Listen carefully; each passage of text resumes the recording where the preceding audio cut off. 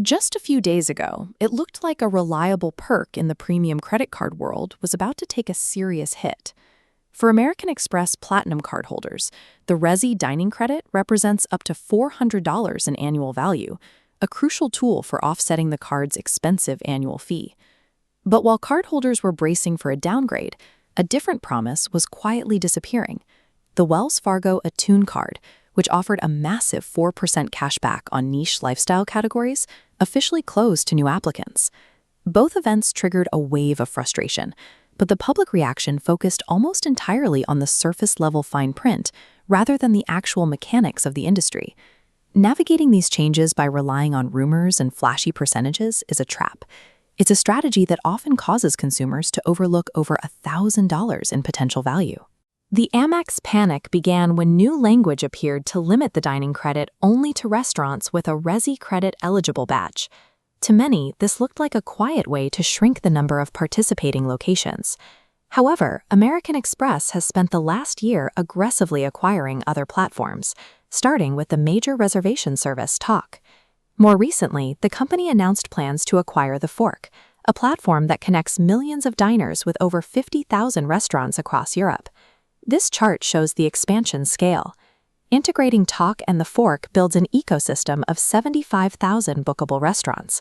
Because international restaurants don't qualify for the U.S. credit, the new badge identifies exactly which subset of this global network is eligible for the domestic benefit. American Express is signaling an unprecedented expansion of the program, using the new badge as the infrastructure to manage a much larger network of dining options. While Amex is expanding, the Wells Fargo Attune Card is ending its run.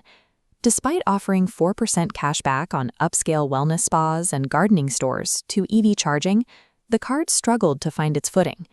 This chart compares monthly household expenses against the Attune Card's niche categories.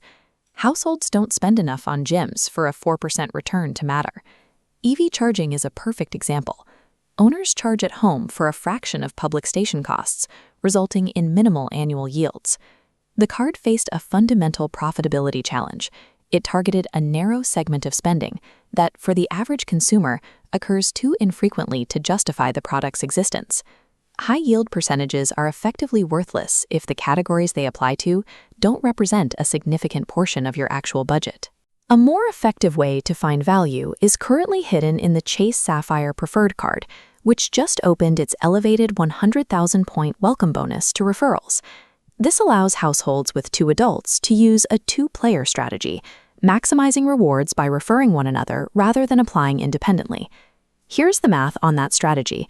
When person A refers person B, the household receives the 100,000-point bonus plus a 15,000-point referral bonus, totaling 115,000 points, or about $1,150 in value. This approach generates an extra 15,000 points without requiring a single dollar of spending beyond the standard welcome bonus requirements. Extracting the most value from these programs often comes from utilizing these structural referral mechanics rather than just chasing the highest advertised percentage.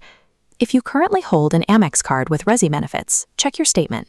These credits often expire at the end of the earning period, and unused value simply disappears if you don't use it before the calendar turns.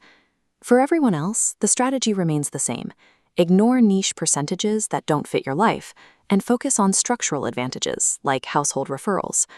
We are seeing a major shift as banks focus on acquiring and merging corporate ecosystems to lock in user loyalty through sheer scale.